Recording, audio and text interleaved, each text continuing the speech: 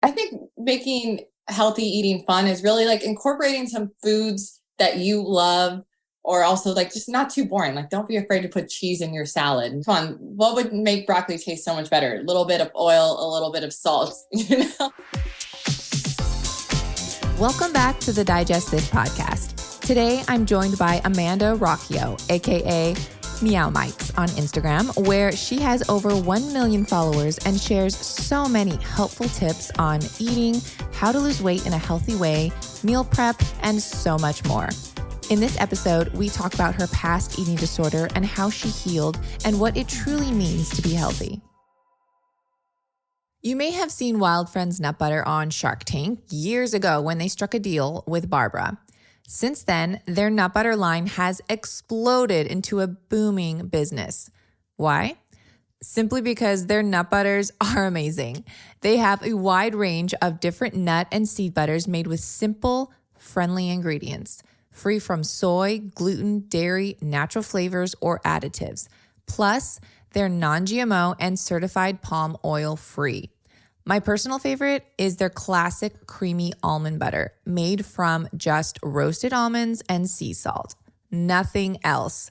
And the texture is velvety smooth that you can literally drizzle over any smoothie, sliced apple, or even just enjoy by the spoon. I even enjoy pairing it with carrots. I know it sounds weird, but carrots and almond butter, you have to try it. Wild Friends was founded by Keely and Erica, two best friends who love nut butter. When you shop with Wild Friends, you're not only supporting a small female-run business, you're also supporting the Wild Friends Give Back mission.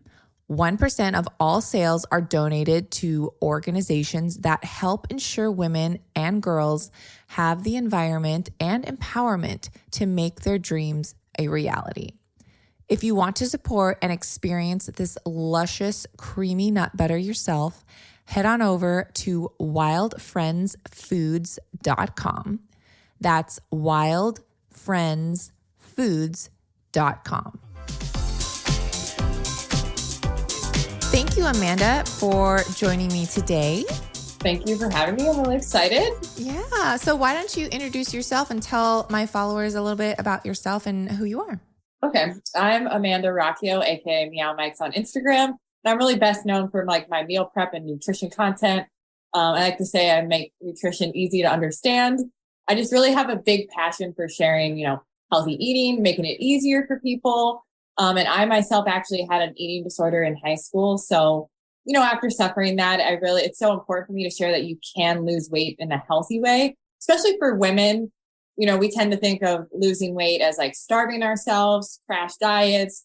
I'm sure, especially in college, the juice cleanse was very popular, fat burners, all the stuff that Right. you probably shouldn't be doing. And so it's really important for me to share that you can focus on eating healthy without, being overly restrictive and without also thinking of it as eating as little as possible. That's actually like the wrong way to look at it. So that's where my passion in nutrition comes from. And then I'm also a mom of he's almost 3 months now. So this is my first podcast in a while. Well, congratulations again. Thank you. Yeah. And so what, I have so many questions, but let's just go ahead and start. So first of all, you did mention you had an eating disorder, and I'm sure a lot of listeners want to know what really helped you get out of that. Well, first of all, I will say there's no substitute for professional help, especially you're like stuck in that cycle. And it's hard to hold yourself accountable because to me, I was anorexic, and it is an addiction. It's almost an addiction, like not eating, not feeling full, over exercising. I was like running 10 plus miles, it was an addiction and I needed some help. So I definitely saw a therapist, and that really helped because a lot of it is emotional and looking at things the wrong way. And wanting to control things. That's a big theme with eating disorders, like maybe feeling out of control in your life. And so wanting to control things with the eating disorder. And also, I think initially when I had lost some weight, when you transition from middle school to high school, you hit puberty, you put on a little bit of extra weight. Right. And I remember wanting to lose some weight and looking at some of these magazines and wow, these women look phenomenal. How do I look like that? And in my head, I was like, all I do is start eating less. That's what I have to do. Start eating less. And so that became a slippery slope. I wasn't focusing on nutrition quality. I didn't really understand how maybe there was a healthier way to lose weight. So that's why that's also important to me, because I felt like if someone had taught me like, hey, these are ways to like lose weight healthily, that I would have gone down this path of just eat less. And then that it just kept going till I was like eating apples and raisins, and like that's all I'd eat that day. Just crazy things. And I do remember one of the doctor's visits, you're so caught up in your addiction. And this is why I think it's really important to get professional help, in the beginning for sure. I remember like I had gone to the doctor and my mom was like very concerned. I was still, a freshman in high school, a little younger. So I was, under my parents' guidance, and she was very stressed out about it, rightfully so. And the doctor told me, hey, if you come back and you haven't gained weight, like we're going to have to take this seriously. You're at a very unhealthy weight. And if you lose any more weight, it's dangerous. So they were kind of giving me the benefit of the doubt in that moment. And I was so caught up in it that I wasn't able to change it myself. And I remember going to that doctor visit and I was looking up stuff to cheat, to look like I gained, like had the same weight, like chugging water. And I remember thinking, hey, maybe I should hide some weights in my sweatshirt. Like that's what I was thinking. So the scale would show I'd weighed more. Like that's how, you can get really caught up in your disorder. And so that's why I say first step is probably professional help, a therapist. And then, once I started getting a better relationship with food and kind of let go, you kind of have to let go of it for a while. You can't be focused on eating too healthy. You really have to like be relaxed for a while. And then after that, I was able to revisit, losing weight healthily, like years later, like after I graduated college. I was kind of nervous. I was like wanting to lose weight, but I was like, I don't want to have an eating disorder again. Right. And so, but that time I was able to do it in a much healthier way, focusing on nutrient quality, making my own food, meal prepping. And it was so freeing to be able to visit healthy eating again without having the same disorder thoughts. That's amazing. That was a very long answer. No, I love it. And I mean, that's a true testimony too, because I feel like, perhaps people that have had that, history in the past, and maybe now, they're older, they've healed, and then losing weight in a healthy way could be scary, because there's nothing wrong with losing weight in a healthy way if you need to, right? Yeah. But that could be really hard for people with that kind of history. So that's amazing now that you have that control. And I feel like too, as you mentioned, people with an eating disorder, you had said that like control is one of the things that they like grasp onto. But really, when you have control of how you lose weight, that's also a form of control, and losing weight in a healthy way. So changing your mindset and thinking, yeah, I can do this. You're in control of losing weight in a healthy way. And it could just be a huge mental shift. Yes.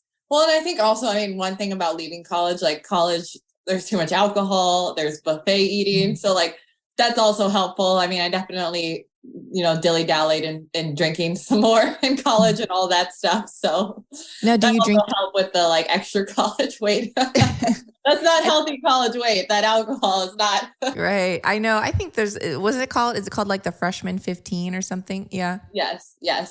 No, I know. And it's tough because I also know that overly focusing on weight loss isn't good. And you shouldn't focus just on that. Obviously you should focus on feeling good, being healthy. Why do you want to lose some of that weight? So, but I'm just being honest, because I also think if we're too afraid to talk about weight loss, especially if it's healthy for you to lose some weight, then again, that, we're like leaving some people hanging there like, okay, I want to lose some weight, but you're telling me I can't even ask questions about it, Yeah.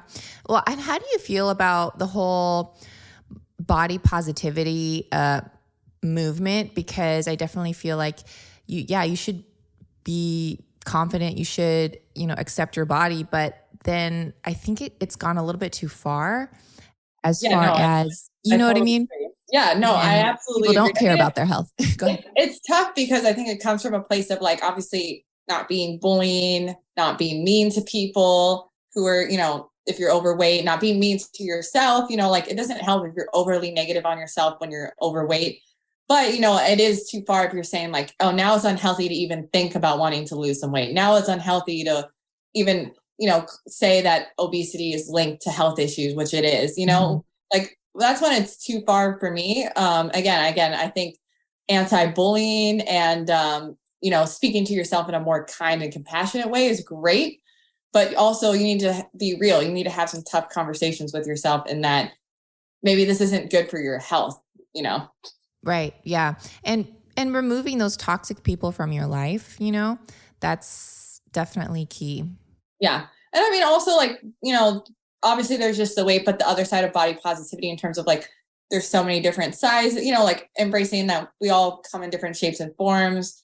I mean, I think even like some people might get hate because they're too skinny or they don't have this kind of physique. So I do think there's some good things within that, or, more realistic, like, yeah, I have wrinkles, I have some cellulite, like all that stuff to be positive. Like you said, when we take it too far and we're like, oh, it's toxic to encourage weight loss, it's toxic to talk about weight loss. I'm like, I don't agree with that. Yeah. Yeah. And to, at the other end of the spectrum, like people, like, as you said, come in all shapes and sizes and tall, skinny, and smaller bones, big bones. And, there's also you just body shaming in general. If you're too thin, then apparently you're too thin, then that's bad. If you're too large, then that's bad. And it's, it's why can't that not even be a topic and really focus on health? Yes. And, not the size.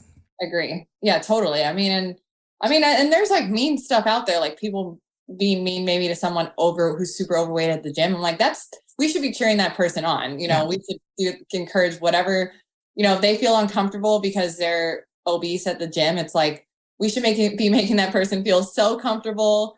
That's a difficult thing to change your habits no matter what size. And, I feel for anyone in that position. Yeah. Yeah. And well, now that you have healed, I want to talk a little bit about, your hormones, and obviously you had a baby.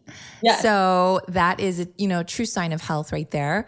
And, so this is your first, right? Yes. Yes. This is my first. And yeah, I mean, I think part of the reason maybe I healed so well is that luckily I didn't get caught in the eating disorder for like too long. Like it was maybe a year or two. And then obviously like incorporating healthy fats, really, really putting on healthy weight. You should weigh, like you should probably, like, unless it's genetic, you probably shouldn't be skin and bones, right? Like too thin. And making sure you're like eating those healthy fats, eating whole foods.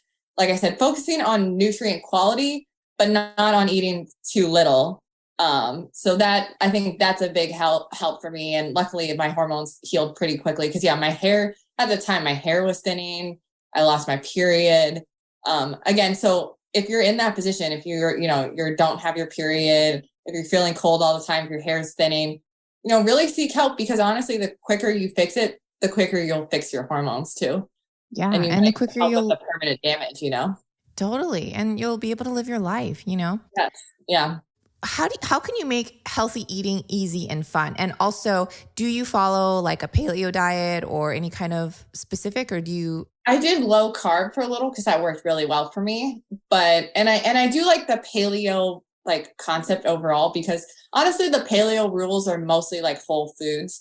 The only thing that I think they're a little strict on is grains, because I don't necessarily like, unless you have some gut issues or something that's bothering you, I don't think grains are really an issue. So at the end of the day, I guess the diet I follow is mostly whole foods, or like minimally processed foods. So like, I'll still do some canned food or whatever, but on the back, it should just say beans and salt, right? Like peanut butter is processed, but on the back, it should just say peanuts and salt, not cane sugar, corn syrup, all that added junk.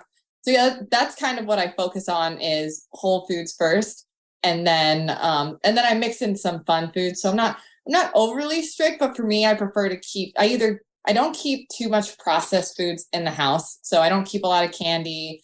I don't keep a lot of ice cream and all that stuff. If I want it, I'll go out and get it. I find that that's a little better. Like if I want ice cream or dessert, I'll go out and get it, or I'll make it at home. I'll bake it. I have caking mixes and all that stuff. But then you're not constantly bombarded with those choices.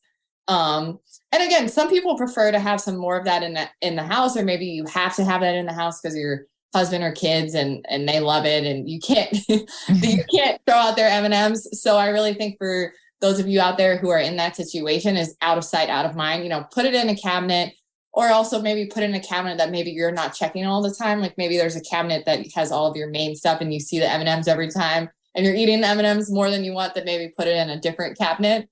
But that's what really works for me. And obviously like focusing on protein, veggies, healthy fats. And then now I added like a little more carbs because I am a little more active. But yeah, that's what works for me currently. Yeah. And everyone's different too. I know a lot of people, they say, oh, low carb really works for me because it helps just my mental state, or it helps because my digestion or SIBO, or other people are like, no, I need carbs. And so everyone is different. So I want to just, make that clear too. Yeah. I mean, I also think what I think is interesting on that subject is that people often confuse, like, low carb is not keto. Like keto is very extreme. Overall, I wouldn't recommend that for like majority of people, although it does work great for certain people or like certain treatments and stuff. So I don't want to dismiss that. But keto is very low carb and even like moderate protein versus low carb. You can have a decent amount of carbs if you're not used to doing high carb. It's like, it's more than you would think maybe. But yeah, no, everyone's different. It's going to depend on your activity level, your hormones. I know my husband does better with a little bit higher carb and a little bit lower fat. So yeah. Yeah. That's a good point. And your husband too. I know, I always watch him on Instagram. He's always eating watermelon. Oh, he's like, I know. Honestly, the fact that he's definitely not low carb, because he'll eat like those giant watermelons. He'll eat half of it in one sitting, probably. I love it. And you guys work as a team? Yes. We work together. He does a lot of the research and like works on a lot of our products. So he did a lot of research for the ebook that we currently have out. We're actually coming out with a new product that is really like customized programs, which is kind of from my team with him. We have a dietitian on staff, and it's going to have a members only app. So he works a lot on the back end stuff, the stuff you don't see, the finance, really exciting stuff that I definitely know I'm not good at. Yeah. And then I'm definitely more of the creative, the content person. I love making videos. It's just. Yeah, you're definitely the face behind the account, of course. But yeah, it definitely takes a team to run such a business. It's surprising amount of work. I mean, obviously you're putting out free content. You want to have great products. And for order that to happen, in order to help more people, you also need a team. Yeah, that's exactly right. You need help in order to help more people. So I'm glad you have that. Now, what are some healthy ways to make eating just like fun? Like you want to eat healthy, but what are some fun ideas that you can give people? Maybe they are also, because I know you do a lot of food prep, maybe they work a 9-to-5 job, Monday through Friday. Like, what are some tips for that?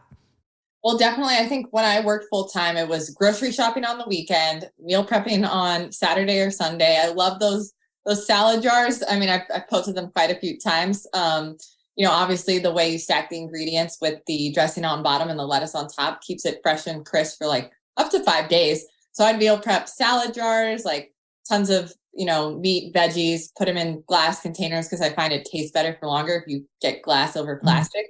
That'd be my recommendation. And it's better for you and the environment. Yeah. And then I think making healthy eating fun is really like incorporating some foods that you love, or also like just not too boring. Like, don't be afraid to put cheese in your salad, nuts in your salad, use oil, use a little bit of butter, use some salt. I think the thing with salt has also been overly demonized a little bit, and that it's not really the salt from your salt shaker that's a problem. And it's such a small, I think a study showed that it's a very small percentage of where your sodium intake comes from. It's usually either eating out or these highly processed foods. So if you minimize that, you don't need to be worried about putting salts on your food. I mean, come on, what would make broccoli taste so much better? A little bit of oil, a little bit of salt, Yeah, no, I mean, I'll just tell my followers, I actually, even in smoothies, I salt my smoothies. I didn't. So good. Taste. I know that it's always in most baking recipes, just a little bit of salt. And we've been so afraid of that for so long, but it's really mostly in these processed foods. Yeah, for sure. And then you did mention eating out. So what are some tips to help someone navigate through eating out at a restaurant?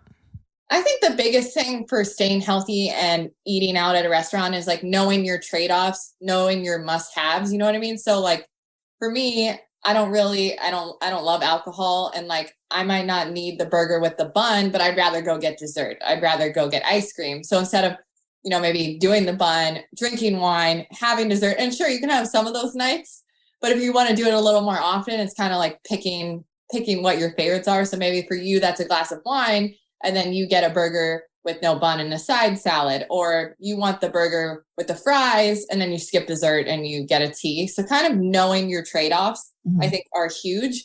And then also making sure you get some vegetables with dinner. And if you kind of eat that first, that will help make you feel more full and not just go for all the carbs and the bread basket and all that.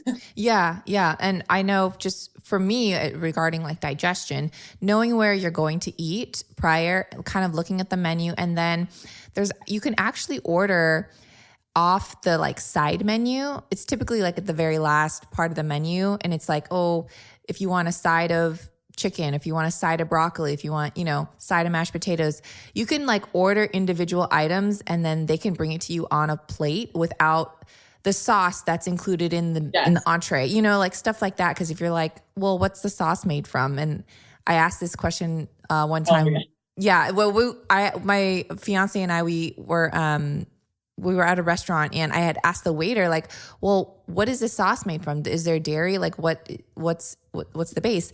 And she didn't know. And she couldn't even tell me. So I was like, okay, just stuff like that. So yeah, not being afraid to customize, to sub in what you want. And then, knowing your trade-offs, I think, are huge. But I think for me also, once you get in tune with your body, you probably, like for me, I don't want to eat at like too many fast food or junky places. It literally hurts my stomach. Yeah. So I have to go to like the nicer places or order something a little bit healthier because like I'll be messed up, like you said. For sure. Yeah. Those are great tips. And then kind of going back to like what we previously talked about now, what are some healthy ways to lose weight if someone is looking for that advice? Because you have some great tips on your Instagram. Thank you. I appreciate that. Well, I think one, obviously minimizing the highly processed foods you're eating and subbing in whole foods. Even like people are afraid of fruit, but fruit is so good for you. Like eating whole fruit, eating nuts, all these things will help regulate your appetite naturally versus some of these highly processed foods that are engineered to be addictive in a way. And not that you can't have them at all and there's a place for them, but finding the balance and not, overreaching for them, because it's not you, it's not your willpower. These foods are designed to make you overeat them. So that would be step one. And then step two, I think that helps a lot of people, is focusing on protein. Obviously it could be animal-based or plant, but making sure you're getting enough protein and almost eating that first before you go for the carbs on your plate, because that will really fill you up. It's one of the most satiating macronutrients. And so making sure you're getting enough protein per day can help you lose weight naturally without really even counting calories. If you just counted protein and focus on that, that would change the game for you. I promise you. Okay. So that, and then adding in more vegetables, making sure you're getting salads, stuff like that, because it's very high volume food and it'll fill you up. Like lettuce will help fill up your stomach while being very low calorie, obviously. So those are kind of my biggest places to start. And then, adding in some form of exercise or walking. Walking is incredibly powerful. So, if you're very sedentary, start with walks every day, and that will also help you lose weight. You'd be surprised. Right. Yeah. And what about sugar? I mean, I feel like sugar is just in everything lately. Oh my gosh. I mean, and that's again, one, obviously, like I said, minimizing highly processed foods. They add sugar to everything, like you said, but it's kind of sad because it's even hidden in something you might think would be healthier, maybe like a soup. You need to make sure to check pre-made soups, check the ingredients, because some brands might add sugar. Same thing, ketchups, peanut butters, all these things. And I know sometimes I would actually get hate for sharing, swap out, like there are ketchups that have no added sugar. There are peanut butters that have no added sugar. And sometimes I would get comments like, well, it's such a small amount. I'm like, first of all, I mean, maybe the peanut butter, but even like the ketchup, you're having 2 tablespoons at 8 grams of sugar. Like all of that adds up. It's in your ketchup. It's in your soup. Mm-hmm. It's in the coffee, the Frappuccino, all that. all that stuff really adds up. So I think checking the labels on like some of the pre-made stuff to make sure there's not too much added sugar. And then I guess one thing I didn't mention, which you remind me of with the sugar conversation, is drinking your sugar. That will wreak havoc, and it doesn't fill you up like a soda, a juice. You can chug that thing. It's going to send your blood sugar on a roller coaster ride, and you won't feel full afterwards, and you'll crash later. Like, it's just not a good combination, you know? Yeah. Wasn't it the Starbucks drinks? You always do like remakes of those Starbucks drinks, which I love. And you show people how to make a healthier option with like 50 grams of less sugar than the typical. Oh my God. Yeah. Well, because the Starbucks stuff is crazy. I mean, let's be real. It's really dessert for coffee. It's like dessert with coffee. And so it's crazy to me because you would never, like, if you added sugar, like if you were like at home and just adding sugar to your coffee, you would never add like 15, I don't know how many, like 15 teaspoons. It's an insane amount of teaspoons. Like, I feel like the max, like a sugar addict person would probably add to their own coffee is like 4 teaspoons, which is still quite a bit, but it's like at least a third, if not like a fifth of what the Starbucks coffee drinks are. It's so crazy. So that's why I do try to share people how to make their own Starbucks drink at home, because, you know, sometimes you want a pumpkin latte, you want a chocolate latte. Yeah. You can make those in a healthier way, lower sugar. You can either use maple syrup, or you can try some of those more natural sugar subs like stevia or monk fruit. I do really like those. Yeah. Awesome. Well, yeah, those are some great tips. And then just lastly here, so what are you doing now? Like, what's your focus?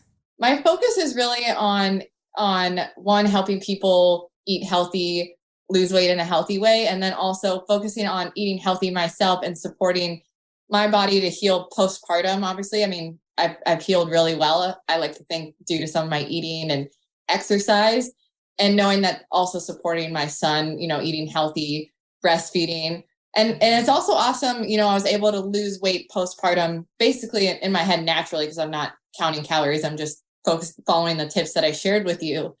And, you know, my milk supply is great because I'm not focusing on eating less. I'm focusing on eating quality food. And that really helped me lose weight, but still, you know, not be too much in a calorie deficit that I couldn't, you know, supply the right amount of breast milk. Yeah. Quality over quantity for sure. Yes. I love that. And so now you had mentioned your ebook. Yes, I have an ebook. If you go to masteryourhealth.net, I think it's .net. You know what? I don't know. If you go to ebook.health, that's better. ebook.health. You can check out my Master Your Health ebook. And I also have 101 healthy snacks add-on. When you go to checkout, you can get that for $5. So that's kind of shares all of those tips laid out. It has recipes, it has food lists, it has some of the eating out tips, like a lot more detailed. It does have like how to calculate your macros and calories if you're into that. Or if you don't want that, there's like a quick portion guide. Lots of good stuff in there. And obviously you can find me on Instagram at MeowMikes. It's Meow, MEIX. You know, I share a lot of recipes and tips. I mean, I love your recipes.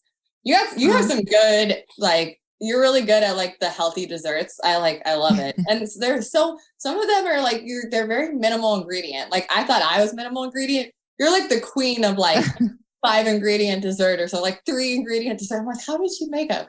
Well, you know, thank you. You got to keep things simple, I feel like, and I'm sure you can agree, like, if it's too complicated, no one's going to do it. I don't even want to do it if it's too complicated. Yeah. If it's too many ingredients, it's gotta be pretty simple. Yeah, for sure. Well, I'll make sure to include all of your contact information in the show notes so that my listeners can just easily tap onto anything that they want to check out further. So thank you again, Amanda, for joining me today. It's been a pleasure. Thank you so much. I really enjoyed the conversation. Thanks for listening to this episode of Digest This. If you enjoyed this episode, please leave a review in your podcast app to let us know. If you're ever wondering how you can support me and this podcast, sharing it with your friends and family is the best way. This is a Resonant Media production produced by Drake Peterson and edited by Chris McComb. To email the show, message us at digestthispod@gmail.com. See you next time. The content of this show is for educational and informational purposes only.